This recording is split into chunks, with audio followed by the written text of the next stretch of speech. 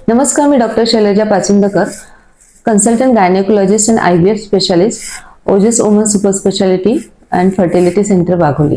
आज आपण काही महत्त्वाच्या टिप्स पाहणार आहोत, ज्यामुळे आपल्याला नैसर्गिक गर्भधारणा राहण्यासाठी मदत होईल। तर कुठल्या ह्या टिप्स आहेत? सर्वात महत्त्वाचे म्हणजे योग्य आहार किंवा ॲडिक्वेट डाएट। तर आपला आहार कसा हवा? तर आपला आहार हा हाय प्रोटीन डाएट आणि low carbs and low fat असा असावा। तर प्रोटीन्समध्ये आपण काय घेऊ शकतो? तर प्रोटीन्समध्ये स्प्राउट्स, नॉनव्हेज, अंडी, सोयाबीन यासारख्या गोष्टी आपण समाविष्ट करू शकतो। आणि त्याचबरोबर मल्टीकलर फ्रूट्स जे विटॅमिन्स आणि अँटीऑक्सिडंटनी भरपूर भरलेले असतात, अशा प्रकारचे फ्रूट्स आपण दररोजच्या आहारामध्ये समाविष्ट करू शकतो। त्यानंतरचं महत्त्वाची गोष्ट जी आहे, जी आपल्याला मदत करते, ती आहे योग्य विश्रांती किंवा पुरेशी झोप। पुरेशी झोप किंवा विश्रांती, कमीत कमी 8 तासाची झोप मिळाली तर आपलं बॉडी रिदम किंवा आपले सर्काडियन रिदम नॉर्मल होण्यासाठी मदत करते आणि आपले बॉडी फंक्शनिंग, हार्मोनल बॅलन्स ह्या सगळ्या गोष्टी योग्य राहण्यासाठी मदत होते।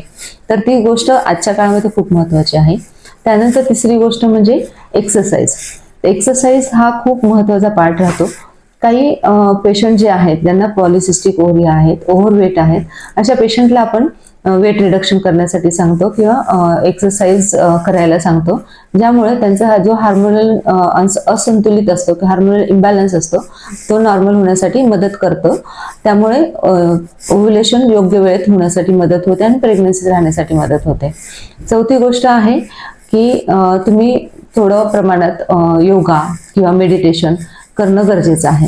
तर मेडिटेशन आणि योगा यांच्यामुळे तुमचा माइंडसेट जो आहे पॉझिटिव्ह राहण्यासाठी मदत होते। आपण जी काही ट्रीटमेंट घेत आहोत त्याच्याबरोबरच पॉझिटिव्ह माइंडसेट असणं फार गरजेचं आहे, ते आपल्याला नक्कीच मदत करतं।